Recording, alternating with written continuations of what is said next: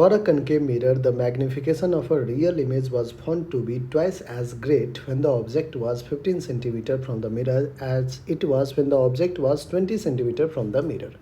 The focal length of the mirror is.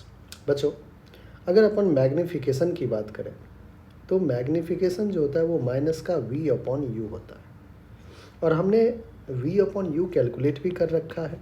Minus minus रहेगा, v upon U क्या होता है f upon you minus F, ये भी होता है.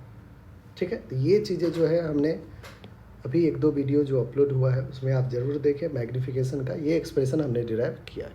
ठीक है, यूजिंग मिरर फॉर्मूला ही सारा कुछ करते हैं अपन. प्रॉब्लम समझिए एक बार क्या कह रहा है कि magnification of a real image was found to be twice as great when the object as. देखिए, कॉनकेव मिरर के जैसे जैसे आप पास आते जाते हो वैसे वैसे क्या होता है बच्चों, इमेज इनलार्ज होना शुरू हो जाता है. मानते हैं? तो अगर मैं 15 सेंटीमीटर और 20 सेंटीमीटर में आपसे पूछूं कि एक कॉनकेव मिरर है, ऑब्जेक्ट जब 15 सेंटीमीटर पे होगा ऑफ कोर्स वहाँ पे जो इमेज बनेगा वो 20 सेंटीमीटर वाले से तो बड़ा बनेगा ही बनेगा. और कितना बड़ा है तो वो 2 टाइम्स कह रहा है. कितना कह रहा है? ट्वाइस एज ग्रेट मतलब 2 टाइम्स. तो बच्चों सबसे पहले अपन मैग्निफिकेशन क्या करते हैं, कैलकुलेट कर लेते हैं एक बार 15 सेंटीमीटर पे ऑब्जेक्ट को रख के, और एक बार अपन मैग्निफिकेशन 20 सेंटीमीटर पे ऑब्जेक्ट को रख के कैलकुलेट कर लेते हैं. फिर हम कह देंगे जो 15 सेंटीमीटर पे मैग्निफिकेशन है वो 2 टाइम्स है मैग्निफिकेशन है 20 सेंटीमीटर. आई कहानी समझ में कि करना क्या है अपने को. तो ये सोचने का तरीका है और यही अपन सॉल्व भी करने वाले हैं. तो आइए बच्चों, अब मैग्निफिकेशन कैलकुलेट करने के लिए एक्सप्रेशन भी आपके सामने लिखा हुआ है. आइए, मैग्निफिकेशन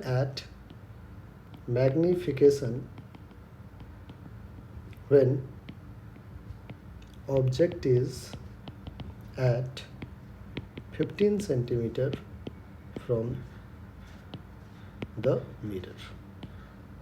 जब object 15 centimetre from the mirror है तो मैग्निफिकेशन क्या होगा, तो आपको होगा माइनस का फोकल लेंथ हमें फाइंड आउट ही करना है जो कि एफ है.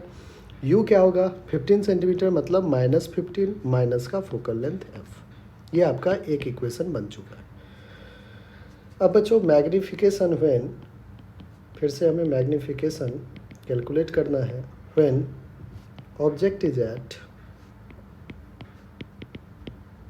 20 सेंटीमीटर फ्रॉम द मिरर. जब object 20 centimetre from the mirror है तो मैग्निफिकेशन को मैं एम डैश से डिनोट करता हूँ. M dash will be minus का एफ अपॉन यू क्या है -20 माइनस एफ. फिर से वही फॉर्मूला यूज़ की. From equation 1 to from equation 1 and 2 it is given that magnification m is 2 times of m dash. ये गिवन है बच्चों, ट्वाइस कह रहा है तो मैग्निफिकेशन m क्या है, 2 टाइम्स ऑफ m डैश है.